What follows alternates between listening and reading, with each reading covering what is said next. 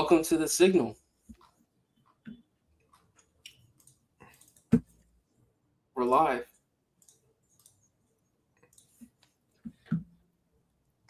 What's up? What's up? All right. So, what do you want to get into first? Let's talk about this AI hype. I'm interested to hear about Clawdbot, CLAWD. I first thought it was Claude, just the regular Claude, but apparently there's a new bot, and Gabe here is dug pretty deep into the Clawdbot. So Gabe, what is Clawdbot? Yeah. So, Clawdbot is essentially the ability to use Claude, which is the product from Cursor, or excuse me, the product from Anthropic, which a lot of people who use Cursor use, but it's their chatbot, which is like ChatGPT from Anthropic, which is one of the big AI labs. So, the product Claude Code is one of the best AI agents like out in public existence right now. And Claude Code is used for coding. So it's an easy way to basically deploy code extremely fast, AI generated code. And that's kind of what's taken over right now. So someone made an open source system to take the Claude Code agent, which is super powerful, and it can generate code and it can do little tasks and things like that, and then applied it system wide on your device or server. So Claudebot allows you to deploy things like Claude Code system wide instead of just being like a coding agent. And what's crazy is people have been installing them, and I installed it on my Mac Mini. And you can interface with Claudebot through Telegram and then ask it questions. So you can be like, hey, go on YouTube and look up a video about cats, right? This is very like simple, but it'll open up YouTube on the Mac Mini and search the video about cats, but it doesn't do it like, because it has like the extension connection or something. It literally controls the browser and like clicks around. So this is crazy because people are thinking about like, okay, how can we run like Can I autonomous? ask you something? Yeah, go ahead. You run a bot in your computer and you tell it to do things and it just does it by itself. Like it can do anything. It could do a lot. It could do a lot, and it could do a lot of damage too. But it's almost as if you had like a super powerful Siri and it was applied on top of your computer. So like, hey, I want to do this, this, and this. And then the computer can actually execute those actions. So you can do a lot of stuff. You can probably fill out applications on, on a browser through Right. this system, and then, save the information, access different web pages. Basically for browser stuff, you can do anything for the most part. And anything else you want to do on your computer, probably so. So could I tell it to open up a PowerPoint slide and then go edit this and make it better without me? Like, say I had a PowerPoint that was due tomorrow for school, and I wanted to get some feedback and have it reworked a little bit. And I tell the Claudebot, hey, I'm going to the gym right now. I need you to go fix this file on my computer. Could it do that? Yeah. And actually, like, part of your question was a little bit ambiguous, like make this better. I think we're starting to get to a point where the quote unquote make this better, the agent or like Claudebot can kind of figure out actually and think through how to make it better, even if the request was ambiguous. So yeah, I mean, for most simple tasks, this thing can basically do whatever you need to do on that specific device. So people are installing them on like old devices or on like VSP server, like a server, right? Which is someone else's device, like in their warehouse that you have access to. What's the So most extreme use case you've seen of somebody using Claudebot so far? most extreme? Most interesting, most extreme. I'll make a Yeah, note. most interesting, most extreme. I saw somebody tell it to download a crypto wallet and then told it to just like go find some good coins to trade. And it like executed that and was able to trade a couple things, which I think is pretty crazy because you have control over these things, but what if you don't, right? What if it kind of goes rogue in the sense of like what if it has the ability to pay for its own subscription because it just made a ton of money in crypto, right? And then it just kind of pays for its own Claude subscription. So now it can keep itself on. So that's like some discussions I've been seeing, but I think that trading one is interesting, not because it's going to make money, but it's interesting to see like what will it do and kind of like what will it Yeah. deem as quality. I saw people were selling out or like creating a shortage on Mac Minis. Yeah, Why would you buy a Mac Mini for this?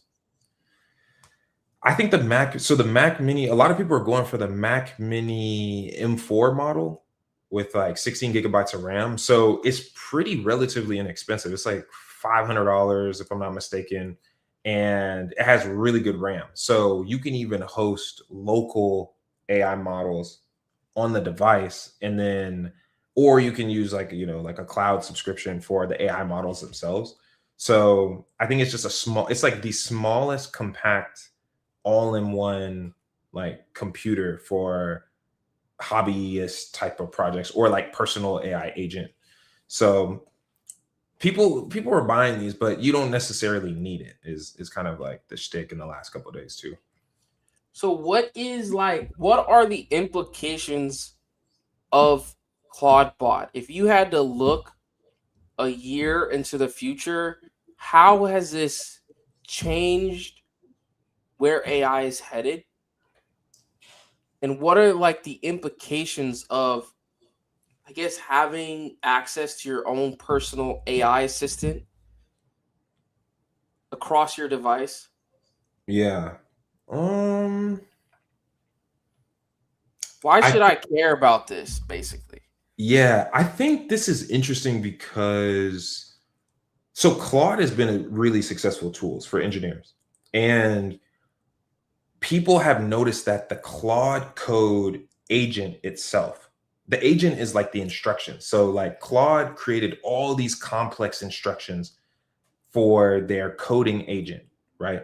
And then the AI model, which they also make, powers the instructions.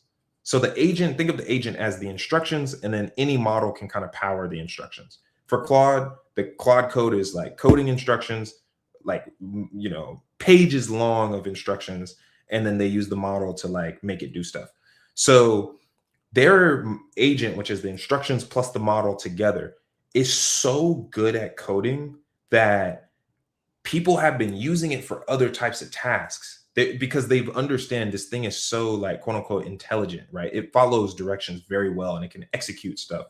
And it has pretty good like discretion sometimes. Like I think the human element is the big discretion. But to get to your point, people have been raving about this product, the agent on Claude Code. So then they decided, okay, how can we deploy this tool in a way that will like kind of hit other use cases, right? So they're almost like front ran Anthropic themselves by building this. Like Anthropic is rolling out products. I'm sure they thought about something like this, but there's a security risk. There's like all these things they have to consider. But this is like one of the first times in a while that the community of users created something that like front ran Anthropic or like other AI labs. And I think this one is going to stick around because it's really powerful, right? So I saw the CEO said that they actually don't focus on consumer products as much as someone like OpenAI. yeah, Anthropic has been focusing on engineers, but they've been rolling out like the Claude co-work, so it's mostly like workflows, right? Like coding is a specific workflow in which they've killed. and like the generalist approach that like OpenAI is taking for their products, I think it's hurting them a bit because they are not the experts. This is like startup 101, right? You hone in on like a specific niche or vertical and become the best. And Claude has done that with coding. And they've done so good with coding that people are taking their coding agent and applying it to like drafting a resume or something, right? And powering the whole computer to do it. So yeah, I think we should kind of keep track of the products being built on top of the stuff that's being rolled out by like these frontier labs. What about these companies like Lovable and Cursor? Are they cooked? Lovable and Cursor. So at one point, I think a lot of these products like Lovable and Cursor, which are the easy code website, you just prompt to like website or prompt to iOS app.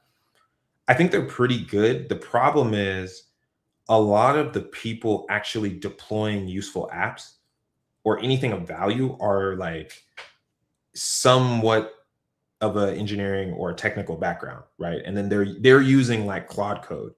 So then, Oh, yeah, so they're not a person who can actually build something. They're going to opt for Claude code over a Lovable or a Cursor. yeah, definitely, because you have more control, I think. And if you have like industry expertise, if you have like product acumen and you have architecture acumen, and you understand how like to put stuff together, it's way easier to do it in Claude code. There's a story about somebody in Davos who built some kind of like crypto wallet, and it was like it was a hardware wallet, and they got arrested by the police because it looked like a bomb. It Oh, I looked saw that. janky. You saw that? And he got his like his tool he got the software checked by a real developer because it had someone come over to check it, but he vibe coded the entire thing, so he didn't know how it worked. They asked him like, "What is this? Basically, not a bomb. Can you show us it's not?" And he didn't know how to show them. Yeah, I saw that. I Is saw that like true? Is that true? I can't validate. I'm not sure if it's true, but let's say it is That's true. like too perfect of a story for like a vibe code narrative or something. Yeah, yeah. It sounds a little planted, but I do think that people who there's a group of people who are vibe coding that well, the whole concept of vibe coding is you don't need to look at the code. And I think that's what Claude Code made that possible now. It was kind of the first application that really made it possible where you don't have to look. You should, and you're probably gonna have vulnerabilities, but I mean, if you don't have like a application that has like high tolerance of risk, like a financial application or like some type of application that you're managing people's private data, then you just whip stuff up, right? So yeah, yeah, it's plausible. It could be a plausible story. Let me see some. I found this other vibe coding story. So the Lovable CEO was saying that said that somebody vibe coded a tool that allows you to turn your pet into a Renaissance style portrait. And it's apparently making 100K a week What? or a month, 100K a month. Sheesh. Wow. So It's like the dumbest things you could think of are going to make the most amount of money. Because, hey, whoever buys this probably does not know nor gives a fuck if something's vibe coded, right? yeah. Yeah. And Yeah. I was gonna say, like, in a lot of forums, there's like people always arguing, like, oh, vibe coding has the security vulnerabilities. Well, I mean, a lot of human code has security. Like people cut corners. You know what I'm saying? People always cut corners. So Right. if you're doing something like this where it's just for fun or something like that, right? Then even like the strength of vibe coding right now, or like the tools, how well they can execute, it's kind of, it's low risk, really, right? Unless you like expose your API key and then someone drains all your money. Um, like the vulnerability is, the threshold is less, right? Depending on what you're doing. But remember the T app. The T app got hacked, and that was a big deal. What happened with the T app? The T app, I think they didn't secure the database or something like that. Remember that? And then So the risk to the T app is that you got your T leaked, basically. your ID, your identification, because you had a Oh, people's IDs were in the in the oh. database on Firebase. Yeah, Google. Is that Google. a problem with their platform or the ID verification tool they use? So basically, on the T app, to verify that you're a woman, right? They made you take a screenshot of your ID, and then that was stored on their database. I don't think they use like a third party service. They just made you take a picture and then stored Damn, it. they straight vibe. They ain't pay for any ID verification service. If they did, I'm not sure, but if they did, it was still stored on their database. But they That's didn't put authentication between the app and the database, so anyone could see it, and that's why it leaked.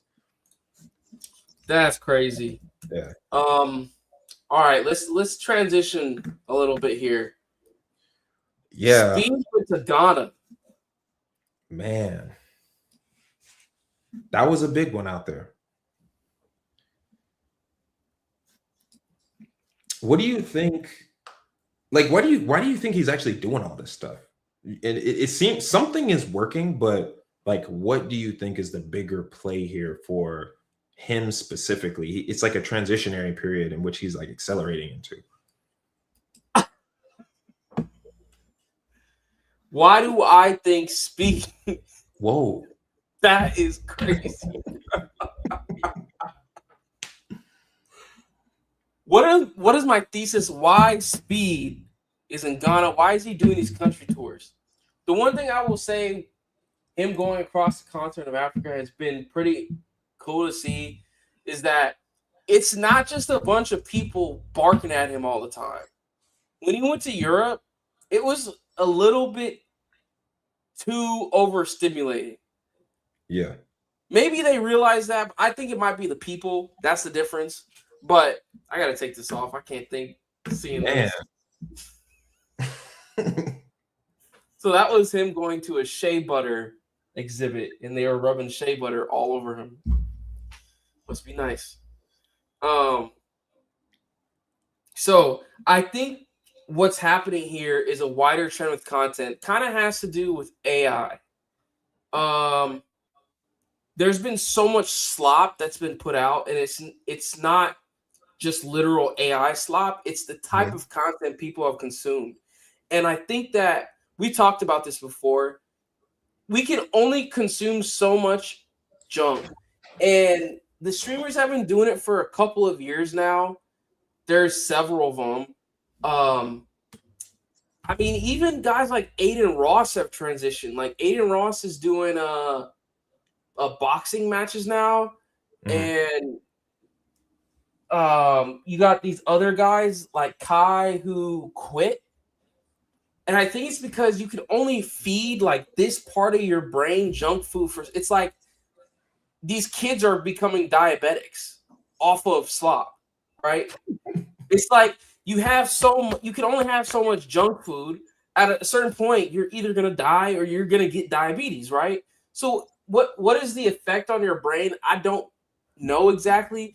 Maybe it's you just become the fastest talking person in the room who nobody can understand you, and you just do degenerate shit all day. Maybe that's what happens. But I think like in mass, people want something else, and Speed is kind of forcing other streamers and creators to probably provide more valuable content, because Speed was damn near the worst of them. He was the worst.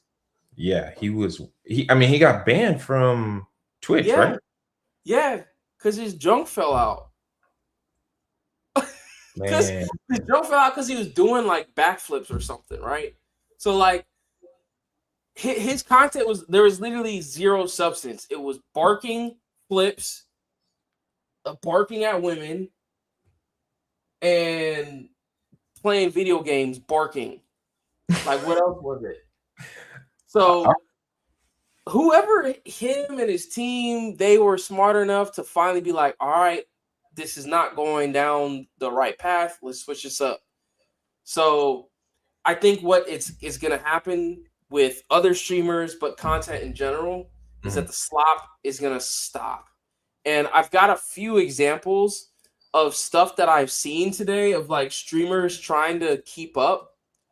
Um, but they don't. I don't think they all have the strategy because they kind of just fell out all at once. Speed has been doing this for a year now, Yeah, yeah, yeah. so he's a little bit ahead of the game. I mean, he's Um, major ahead. he's a year ahead, so that's actually pretty good amount of time. But like this guy I saw, he was like in FaZe Clan. He's not my type of content, but Yeah. he's going on an island. God damn it. Island. Let me see. All right, so he's going on an island for I don't know how long. Just says 24/7, and he's attempting to survive there by himself an entire week. And then like it's something. This is like And then real content. it's like real content. It's like them trying to produce something, Yeah, yeah, yeah. right? It's I guess that's what it is. It's production. Yeah.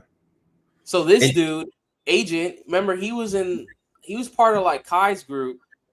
He's trying to survive in Antarctica 24 hours outside. And I guess he did this before recently, but he failed. But again, like they're trying to provide some kind of substance, but yet I don't think they're on the speed level. I mean, this is the that's gonna be hard to match. because the thing is like they're actually getting the entire countries involved in this. Like the countries have their tourism boards helping. Yeah, They yeah. bring out their best creators to come, escort them around the country. And it's a pretty high production because I know they have to be pretty smart about it. You can't just have people jumping up into someone's stream, right? So whoever is honest, I've seen the manager before. I don't know his name, but they've definitely taken a step out of that, and I think that out of that slot phase, and I think that more and more content is going to be like this. It's like Mr. Beastification. Everyone reached for the edge of the internet, and I think it just reached the top. Right, that's Yeah. it. We're gonna be in a different cycle where people figure out how to use streams to create really good content. Gonna be a lot of competition for people like us, Well, but what do you think like for people like Kai, right? Like we're seeing speed accelerate and then other like cross vertical as in like cultural verticals, right? Kai is kind of in the same category. Maybe you disagree than speed, right? They're in like the same cultural cohort. And one is getting like praise and the other one is kind of getting cooked right now. yeah, there's some interesting things about. Well, Kai had a little bit of a PR crisis with his girlfriend or something, so the internet's kind of cooking him, and then he quit. Right, so he has this PR thing with his girlfriend, then he just quits. So it looks like you let some girl ruin the momentum you had. But Yeah. I think he probably already had this idea of trying because he was doing these like 30-day stream marathons too, but they're really different than speeds, right? He wasn't going to different countries and looking at different cultures. He was just bringing like Kevin Hart, Drewski, other famous internet meme people Yeah. pull up to his house, and he probably just got bored with it. I mean, there was no substance to what they were doing, and it was Yeah. just straight entertainment. And Yeah. you can see now he's trying to make a change. He's getting into fashion, which I don't know. We'll see how it goes. I never thought he was the most fashionable dude, but I think it's a great way for him to express himself through something Yeah. and take some time to step back and figure it out. But maybe he just needs new people around him. Maybe he had people, I mean, bruh, he's making a lot of millions of dollars a month. He has millions of subscribers. Everyone around him is probably like, keep doing this shit. Why would you leave it? Right. Right? Like the sponsors are saying that, the subscribers are saying that, his circle's probably saying that. Maybe his inner circle of his homies are different, but you know how it is. Like they Yeah. want him to keep that engine running, and Feeding Speed everybody. somehow figured out. They figured out how to pivot. So You know what I'm noticing is like a through line between all of these guys is it's like they left the bedroom. It oh yeah, they left the bedroom, right? literally. And like it's like the most extreme versions of leaving the Going to shared Antarctica. Antarctica. It it's like a physical break from the theme. So I wonder, like, I feel like we're gonna probably peak on this too, right? Like Steam or Speed kicked it off, right? And then we start seeing, okay, somebody goes to the moon, right? There's gonna be a top, but then Oh, someone streams from the moon. I you know see. what I'm Yeah. saying? Somebody's gonna go to space or something. Like, I feel like this competition, I'm already noticing, is location based. So, like, how does like what dimension is the next ball game Dude, for this type of content? You know what I'm saying? I don't know, man. I mean, Speeds is like you're saying these people are doing other things, going places. Bruh, he has like a fleet of cars following him, and it's his entire team. Well, And I got then they more. have 10, bruh, it's like they moving like they're a president every day in a new country. So whoever his team is, I would like to do some more research on his team and like their backgrounds, because that takes omega coordination, right? Like Yeah. this is, and they got to move tactical, because what if someone could just walk up to him with a knife or something? Like, Right, right, right, right. Yeah. somebody probably a hater somewhere. So yeah, I haven't. I think you're right. There could be a top, but nobody has decided to move that far in terms of that level of production yet. Yeah. You know, Do you think Speed is a politician? he. I watched some of his clips, and he does really good at staying their persona. Their How should I say this? Speed is a man of the world, but when he needs to say something, he says it in the ever so slightest way. And I wish I could find a clip. It'd probably take me a little while to find it, because he doesn't engage in this kind of stuff. But sometimes there are moments when someone needs to be corrected, and he does it. Because he Mm, goes out in the world, and it's a little bit different in Africa. But when he was in Europe, it was literally nothing. Like every stream, there was a racist incident, yeah, basically. yeah, yeah. Whether it was 100 kids calling him the N word, or a white dude or a white lady scuffling at him. There's this clip of him trying to buy a car from a guy at a car meet, and the guy just says, "I'm not selling it to you." I He's seen like, that. "Yeah, what do you mean? I can buy it." But he doesn't ever like break that wall of like saying, "Well, is it because I'm black?" But everyone can feel it, and it's almost like he knows how to let people feel it without him saying it, because he Mm, doesn't need to say it, right? right, right, right. He could lash out, he could say it directly, but I think that the way they built up his persona is he can like blend, he can get the message across while still being him and keeping his Yeah, audience. Very yeah, hard to do that. yeah, yeah. Some Michael Jordan type shit where, Michael Jordan had everyone like Michael Jordan, but he did it the wrong way by denouncing the movements. So then I think black people look at him a certain way. but you know, Yeah. It's almost Speed like is Michael Jackson. huh? I said Speed is almost like Michael Jackson in ways. Yeah, that's a good point. Yeah, Like, because they like hid Michael Jackson's true character for a while. You said what? You ever seen real clips of Michael Jackson? Where he just be like, "Ooh, that bitch stink."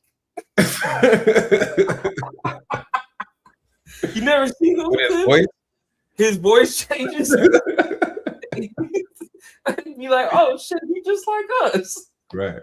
Nah, the one with him in the grocery store shopping with nobody in there. I didn't see that one. They had to shut down the grocery store so he could shop, like just to experience it. Oh. And he was like picking stuff off the shelves because he never like been to I don't know. He hadn't been in a grocery store in years or something like that. Hold on. I gotta pull this up. The first thing he's doing is funny.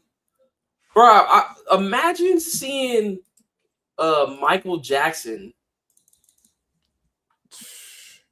on a live stream. Right. Because he did the We Are the World thing. I mean, that was huge.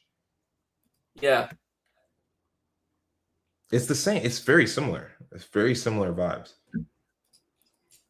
That's a good I've never put that comparison together of Michael Jackson and Speed, but I can see that. All right. Yeah. Almost like an influence. The grocery store.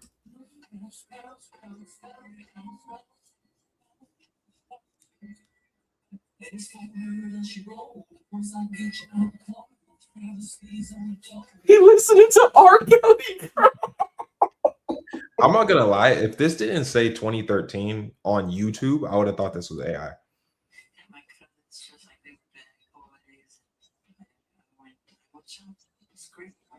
Those are his cousins? This is the one I'm talking about, where he was in the grocery store shopping. Bro, what is he doing? Bro, he was hilarious. They shut down the whole grocery store so he could experience like getting groceries.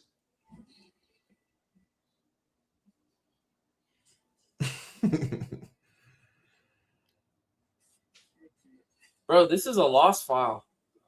Yeah. Soon stuff like this, like how would you even know if it's real or not? Like without the platform YouTube dating it. Yeah. Without YouTube being a ledger of information, you know what I'm saying? Like a storage, like a timestamp, an official timekeeper. It's like pre-AI, post-AI. Yeah. Bro, that was his nanny. That's his nanny.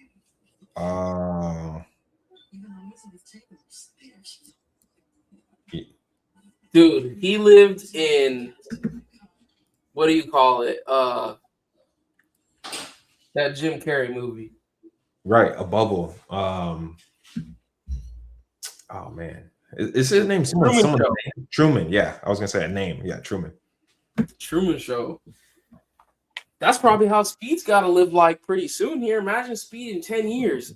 I mean, like, what could be next for him? He sells out a football stadium, or I feel like he reminds me so much of Kevin Hart, kind of. Not in terms of like the humor, but his trajectory. Kevin Hart didn't get famous till he was like 40, though. That's true. Yeah. But remember, it just hit. Remember, he just started like blowing up. He was on all those movies. He was on movies. He was on Netflix. Like there was like a period of time where it seemed like he had just hit the lottery. Not like as in it was luck, but his growth just skyrocketed out of nowhere. You know what's crazy? You mentioned him being luck. This is the side note, but Shannon Sharp did a podcast with this guy named Bert Kreischer.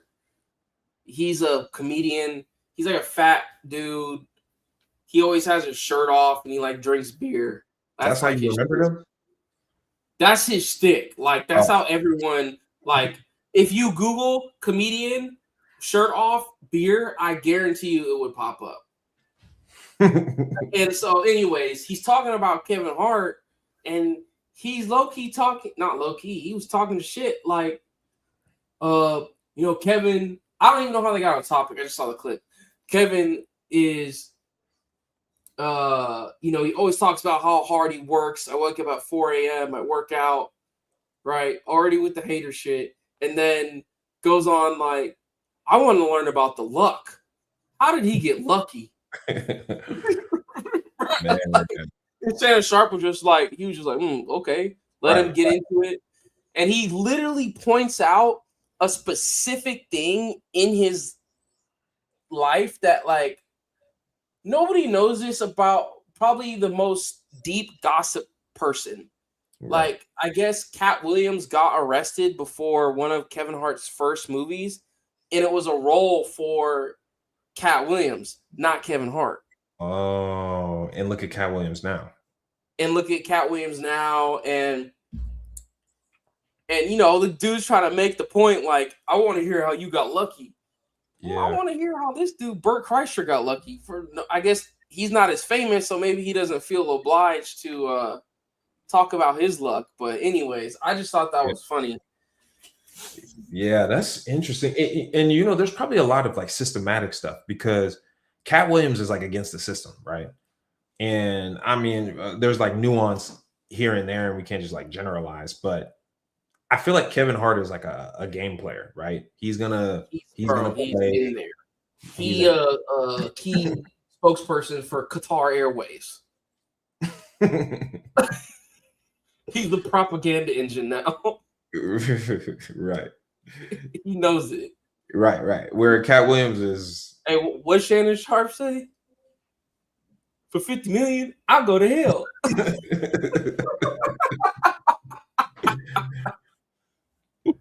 And he did. Hey, and he did. And he did. Came back a new man. Yeah. The beard, Bro, I don't think people talk on that enough. You was telling me the other day, what'd you say that like the change up? And I tweeted it. I tweeted what you said. I took what you said and tweeted it. Really? Yes, and it blew up because people realized that he got rebranded because they posted I'm going to show you the picture. I noticed that rebrand instantly. Oh, full beard. Yeah, I didn't. Let me see this. I got to find this tweet.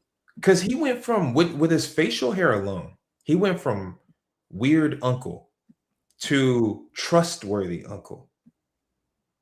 I guarantee you, if you put, like, I haven't seen that comparison done yet. You put those comparisons together on X or something, people would agree with you. Yeah. I like Shannon Sharp, right? Like, but whatever that was. He got a new PR team. Man. Oh, man, I can't find it. Oh, it might have been a while ago, huh? I was taking some notes about this last night. I was thinking about it because I saw a video of Shannon Sharp doing that little like scuba trend, and I was like, man, how many people his age are tapped in that close to the youth and like the culture and the trends? It's not that many, and like it's not like he's like copying it. Like it's a little cringe sometimes when he does it. But I feel like he knows what's up with like the stuff going on. That's what makes it even worse. He was just negligent. Like he knows, yeah. I found it. Oh, not this jackal. Bruh. Nap with dad. Outside Unk done caught up to me. Oh, wait, I didn't share my screen. Nap with dad. Outside Unk done caught up to me. Jeez. I said the rebrand must be studied. Bruh. Look, he look all innocent. He got little kids and stuff. I'm just He a dog. literally said it. Outside Unk is over with. No more outside Unk. Full rebrand. I think it's successful. It's a successful so far.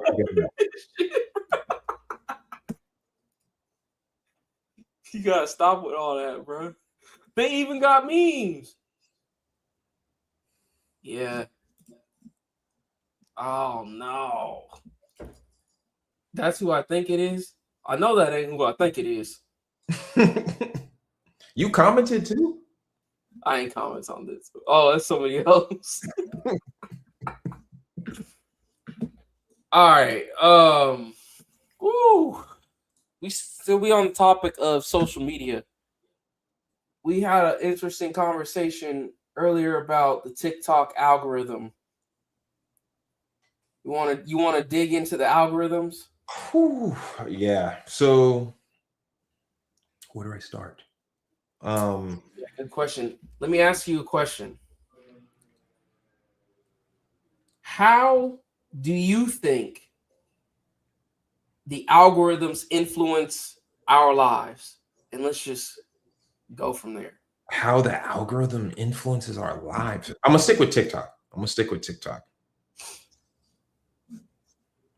There's this concept of like AI is shaping humans, which is shaping the AI, which is shaping humans. It's like a loop, It's a loop. right? The AI is shaping humans. Humans are shaping AI. Yeah. It's like the AI, like it starts with humans, right? Humans invented the tech. Humans shaped the AI, and then the algorithms, I'm using them interchangeably. The algorithms then kind of shape the content that we see, right? Based on the ways that we consume it. And it's like this loop. So I think algorithms like TikTok are built to increase engagement, right? They're solely focused on how do we get this flywheel of views, attention consistently going. And what happens is the algorithm like rewards proxies of things that we actually like want to engage with, right? So instead of like making quote unquote good content or like clean, content good for society. Let's just say there's content that's good for society. And let's say Speed is making this content, right? Where we can learn about different things going on. Places like TikTok, they're not optimized for that. They're optimized for like quick interactions, like doom scrolling. So it's like the goals in which we have probably as like content consumers might be here, where TikTok is optimized to like provide this, right? And I think because of that, because of the way that it's optimized to like produce more and more and more and more view, we kind of get sucked into this loop of the types of content that we're consuming, right? So kind of like what you said before with the with Speed, like eventually people get fed up, right? And I think in terms of like brain rot was like the end of the cycle for certain types of content. It literally was like the antithesis, the top Yeah. of degenerate content, right? Yeah, I guess I definitely see less of that, like what led up to the slop. Like Yeah, NPC content almost, right? Like people just doing random shit in a store. right. Yeah. Mm. There's a funny dude who is so funny to me, but he will like get a TV screen and like put it in front of people in his brain rot and have them watch it. And then they're just like staring at it like mindlessly. But I think that's interesting because it's so jarring to see like brain rot content. And brain rot stuff is like we're almost out of that phase, right? Like the Italian brain rot is almost, you don't see that anymore in Western US like TikTok and stuff like that. It's kind of like if you're like a marketing company and you're posting brain rot, like you behind it, you missed the train.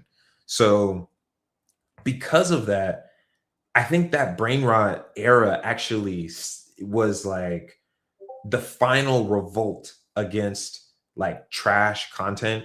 And then we hit brain rot, which is like just absolutely means nothing. And then now, and this is like some stuff that you've been saying before, is like we're starting to get back into the quality content because the antithesis was brain rot, which people enjoyed. People enjoyed brain rot. The first time I saw it, I was like, I've never seen anything like this before.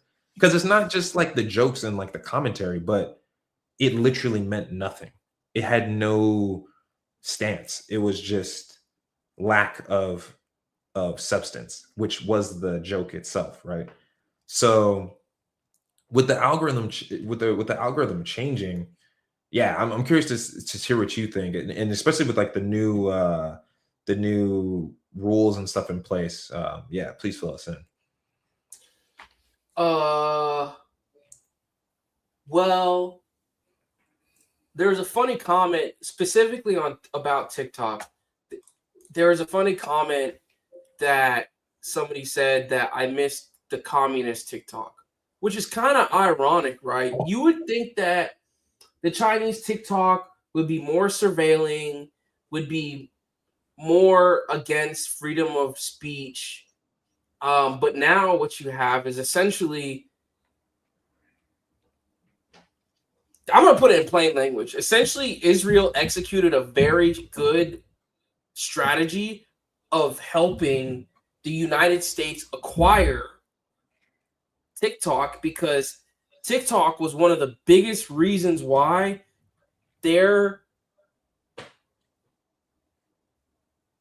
losing any form of momentum, right? There's a lot of pieces. There's voting, there's public perception, there's money, and a lot of it gets funded into, man, I could go on a tangent about this. I don't know how deep I should go, but like the biggest donor of Trump is very, very closely tied to Israel. Her name's Miriam Adelson. Her ex-husband was like a billionaire. He died. He was like the billionaire that owned a bunch of casinos in Vegas. And the strategy that the prime minister of Israel always said is that the only thing we're losing on right now is the social media front. And the person that helped push the U.S. into being able to buy TikTok and the algorithm was mainly someone that backs Israel, is Larry Ellison, who's the founder of Oracle, right? So they installed a bunch, and there are videos about this that have been circulating.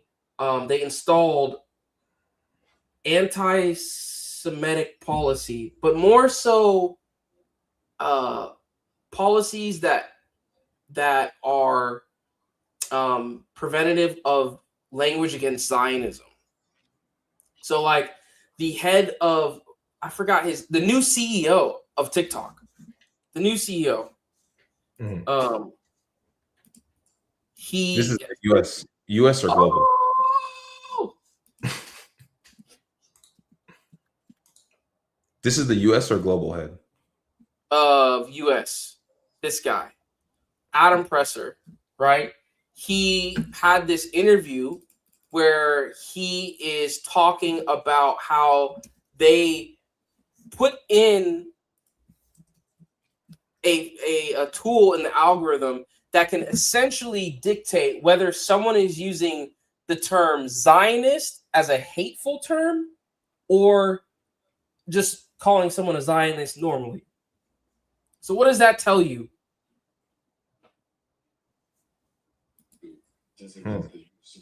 Right? Okay, so what this tells me is that they've been able to essentially change the algorithm for the benefit of a cause, right? And the cause, whatever, it's essentially like in support of Israel. And there's been a huge campaign against this because after Israel did what they did in Gaza, there was a lot of rhetoric against them. There was a lot of anti-Zionism, anti-Semitism. on their timelines. Now, there are people literally like I'll show you one right here, Gino the Ghost. Gino the Ghost. So he posted this. It's not just Zionism, but he posted this today. Okay. TikTok is officially dead. My videos on there average about 30,000 views. A clip that posted this morning about the Minnesota shooting has 0 views. Oh wow! And this is someone who was already on the platform. You're saying Already on the platform, posts a lot of videos. He's not the only person, right? Like, I've seen several of the people that I follow that talk about like geopolitical things, basically say they got demonetized. So look, you can actually see it. Look at that. 1,200 views, 30,000, 300,000. So was TikTok like what's the broader sense here? Like, so TikTok was essentially sold or almost like nationalized. It was almost, yeah. And it was only, they didn't sell everything. It's like the sell that they did allowed the United States to have full control over the algorithm. Yeah, which was probably the terms. Right. So, I mean, dude, there's people on here. There's another guy, Dylan Page. So he just did a whole thing about this. His videos actually might have gotten removed about it. 18 million? Huge, right? So he posted this whole thing. Oh, it's gone. Oh no, he posted it. It's this one. So he posted this whole thing where he was talking about, he kept trying to post about Venezuela, and then they do this weird thing you see here, ineligible for recommendation. So they have a new form of censorship where they don't remove your video. They just say, we're not going to post it to the timeline. I see. They won't tell you why exactly. They just say it violates community guidelines. So on this, like, I think we've seen kind of like a migration, right? From there was like a Twitter migration, right? And then there was like a Twitter backfill, basically, where like people left Twitter and people came in Twitter.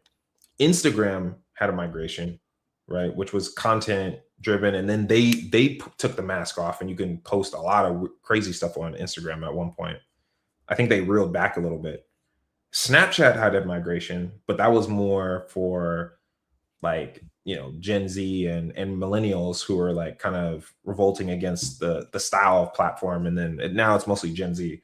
But if this continues, then where do you see is the next frontier? Is it like Blue Sky? Is it Threads? Like, what do you think is going to? I think it might be YouTube. It might be. Google. I've seen that a lot of TikTokers move to YouTube and they're allowed to speak more freely. And my theory is that YouTube has greater ambition than TikTok. YouTube wants to be a network, right? And they can be. Netflix, it was notoriously known for allowing people to get away with a lot of different things on their network. Might have changed a little bit now as they gotten bigger. But YouTube wants to compete with Netflix and be taken seriously. I think that from what I've seen, is that a lot of TikTokers are saying, go to my YouTube, right? The Dylan Page guy, he made a whole like documentary style video about him interviewing other creators who got demonetized and like what's their experience. He even talked to TikTok former employees. And of course, he posted on YouTube. Right? He doesn't post it on TikTok. Yeah. I think he said he tried to post it on TikTok and they gave a recommendation again that they weren't going to share it to timeline or FYP. But yeah, so I have intuition it'll be YouTube. I could be wrong, but like there's not many other places to go. Instagram is just like that's the worst of the worst content in terms of it. That's straight slop. Like they don't even care. It just optimizes for slop. I think YouTube, like you go to your YouTube recommendation, it's at least optimizing for videos you might actually want to watch, Yeah. not like trying to put you in the brain drain. I will push back and one up you and say Facebook is the ultimate schlop. Facebook is ultimate. I haven't even been there. Yeah, you always see these videos like, oh, this was posted on Facebook. What's going on over there, right? Yeah, because you got a whole communities of people watching AI videos thinking they're real. Gotta get mom off Facebook, right? Do they know it's AI? Is there like an AI tag or anything like that? I mean, the AI enforcement is not. I mean, They you don't can see care. on TikTok and all the platforms, the enforcement is not really there. So I think they're trying to see, is it gonna, do people want to see this or not, right? Do people want to know it's labeled? The Anthropic CEO said something about this. I saw a clip. He was saying that they optimize for like their enterprise value versus slop, consumer Mhm. slop, Yeah, yeah. which the other platforms, I think they don't care because I think he said the reason why is they're trying to justify valuation. So you get these users like, oh, we're getting billions of tokens created. But what was that crazy statistic? It was like 60% of it are basically people trying to have companionship. Oh, the Open Router team published the like 2025 Q4 report saying that over 50% of open source models, that's what it was. Over 50% of open source models, the use case is companionship. So that could be coaching. It's some type of like, oh no, it's role playing. Sorry, over 50% is role playing. So some type of coaching, which is like role playing. So it could be productive, but it still is a form of role play. A lot of these models are open source too, so you can do like not safe for work stuff on some of them, which is raises an eyebrow. But I think a lot of people are doing like AI girlfriend coaching, story time type stuff. It's like entertainment based, and then also some productiveness with the role playing. Yikes. Yeah. Get you an AI girlfriend. Here it is. Oh, you got the report? Yeah. 50% creative role play. Yeah, But this stated. doesn't mean like okay, explain to me because it's an open source model, this is just a generalization of